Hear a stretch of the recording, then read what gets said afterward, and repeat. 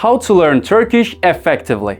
I will explain it based on my teaching background and observations from my students. Let's divide it into 3 categories. First, you're completely beginner or even zero. Second, you understand Turkish a little bit but having difficulty in speaking. Third, you understand Turkish well, can speak intermediate and want to improve your speaking. First of all, 90% of the students fall into the first group. So if you're a beginner or starting from the scratch, don't worry, you're not alone. Arkadaşlar, Turkish is agglutinative language, meaning it uses suffixes extensively in its grammar. An example, gelmiyor musun? Let's look at the structure. Gelmek, the verb gelmek, the root is gel. M states negativity. İyor, tense suffix. Mu is yes-no question form. Sun is person suffix of sen. It looks very complex, right? But actually it is not. If you learn the grammar systematically, you can form the sentence easily. In the first level, A1 level, we focus on 4 suffixes. 1. Person suffix. Example, ben öğretmenim. Öğretmen, teacher. İm at the end is person suffix. 2. Possessive suffix. Kültürümüz. Kültür, culture. Ümüz is the possessive suffix. Bizim kültürümüz. 3. Case suffixes. Directional suffix. Eve gidiyorum. Locative suffix.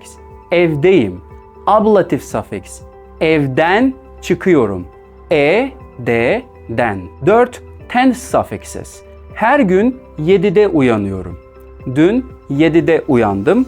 Yarın 7'de uyanacağım. After learning these suffixes, you will be able to form a sentence in Turkish. Apart from these, there are 4 external grammar rules we put in consideration all the time. 1. Vowel harmony. Arkadaşlar, we have 4 forms for each suffixes. Mesela person suffix ben. It's actually but according to vowel harmony, it gets forms of im, as well. For example, ben avukatım. Ben öğretmenim. Ben doktorum. Ben kuaförüm. 2. Use of buffer. In Turkish, 2 vowels never come side by side when you add an external suffix. You have to separate 2 vowels with y, ş, s, n letters. 3. Ketchup rule. The word ketchup is actually a code. Ignore the vowels and the remaining non-vowels k, t, ç, p. After these non-vowels, when you want to add a suffix starting with a vowel, there's a conversion. For example, heart means kalp. I want to say my heart, it means kalbim, not kalpim.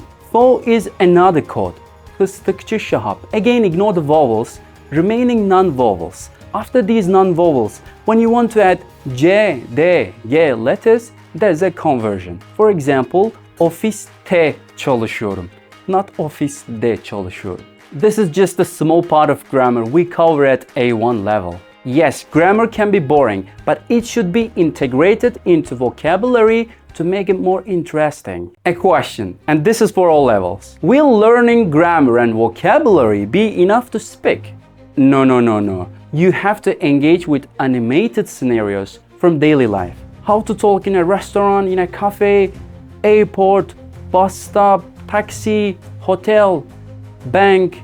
How to get to know someone in Turkish. Watching these scenes and imitating those people. This is what I have my students do in my course. They hear and then imitate. Don't be just an audience. Do you know why you keep forgetting the language so quickly? Because you're not practicing by yourself. You need to pick up a real pen in your hand and study through exercises. Write down the new words for you with their definitions and create your own sentences. Arkadaşlar, it is almost impossible to forget the sentence you have created by your own. I hear from many of my students that they learn Turkish by mobile applications. This is a good place to start because these apps have gamified approach, but you cannot go too far. You'll definitely need systematically prepared lessons. For example, games are only one of the 7 modules in my course, so imagine the scale. How will you stay motivated? Make friends. Make friendship both with native speakers and foreign learners. For this, you can join a WhatsApp or Telegram groups where there are Turkish learners. These groups can focus on Turkish grammar, Turkish songs, or Turkish TV series. By the way, I highly recommend Turkish TV shows. It's a really good way to learn a language. Watch İçeride, I like it. Okay, group 2. If you understand Turkish a little and struggle with speaking, there are mainly 2 reasons for this. Either you recognize the words, but not the grammar, or you recognize the grammar, but not the word. So the problem is either on grammar or vocabulary. Identify which one is missing and concentrate on it. Find someone to test your Turkish level. Don't worry, I can test your level. The third group.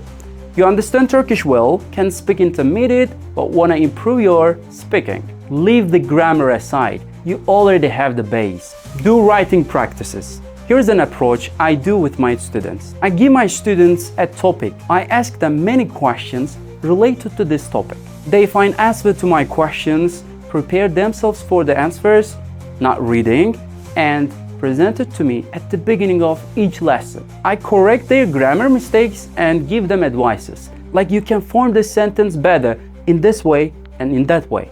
Finally, no matter what your level is, consistency is crucial. Make Turkish a part of your daily routine.